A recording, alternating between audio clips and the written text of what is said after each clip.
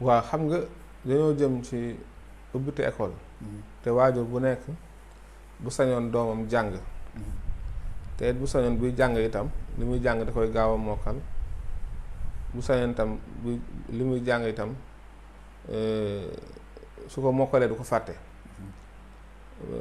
ba tax na kiis moom liy njariñam mooy dana tax nit ki gaaw a mokkal te bu mokkalee itam du fàtte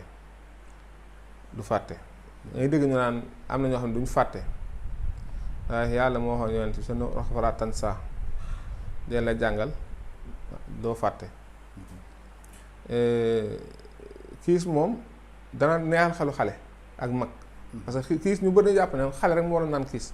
ok mais mag itam war naa naan kiis fi ne nii su fekkee ne da ngay faral di naan kiis dana waral doo gaaw a fàtte.